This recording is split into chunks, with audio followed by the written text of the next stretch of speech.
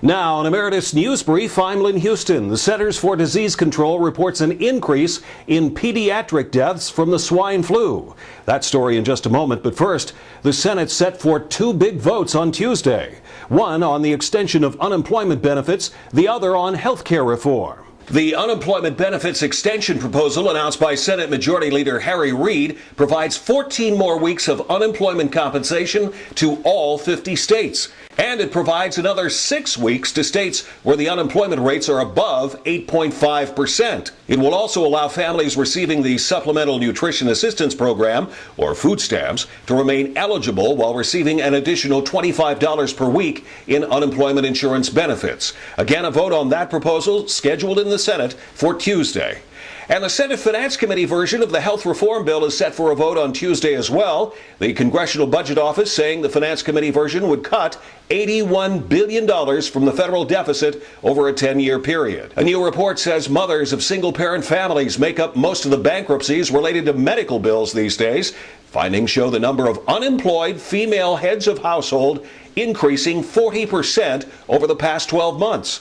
For many of these women, the loss of a job means not only a disappearing paycheck, but also the disappearance of employer-sponsored health insurance coverage for them and their families, which has resulted in 276,000 more children losing their insurance coverage. The Centers for Disease Control saying that everything is on schedule for the release of the injectable vaccines to fight the swine flu, but the CDC says people will still have to be patient as there will be limited supplies for the first few weeks. The CDC's Dr. Ann Shukot also says they have noticed an increase in the number of pediatric deaths associated with H1N1 or swine flu. And unfortunately, we are seeing more illness, more hospitalizations, and more deaths each week from flu. Virtually all of the virus that's circulating right now is the H1N1 2009 virus.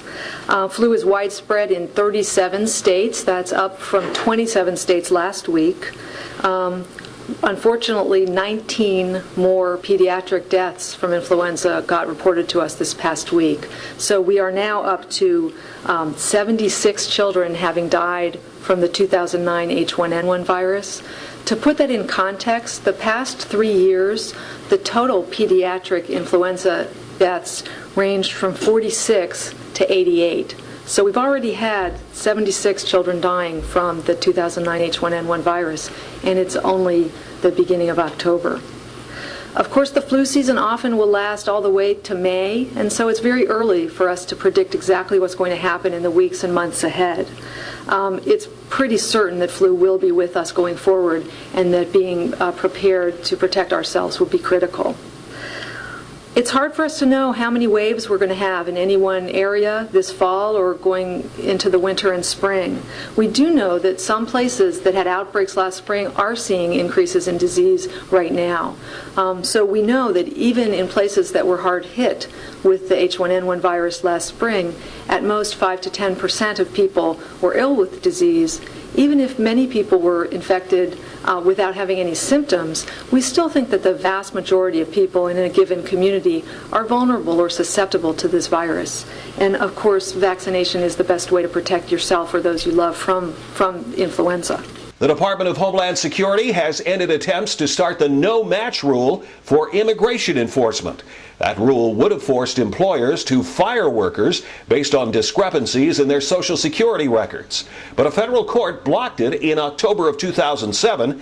DHS announced in July it had planned to dump it and has now made it official. President Obama waking up Friday with the news he had won the Nobel Peace Prize, but reality soon set in. After I received the news, Malia walked in and said, Daddy, you won the Nobel Peace Prize, and it is Bo's birthday. And then Sasha added, plus we have a 3-day weekend coming up. So it's good to have kids to keep things in perspective. I am both surprised and deeply humbled by the decision of the Nobel Committee.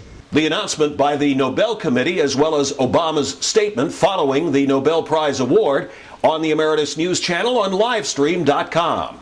By the way, Obama says he'll donate the nearly $1.5 million Nobel Prize to charity. The latest on the biggest issues and public policy at emeritusnews.com. And live 24 hours, 7 days a week on the Emeritus News channel at livestream.com.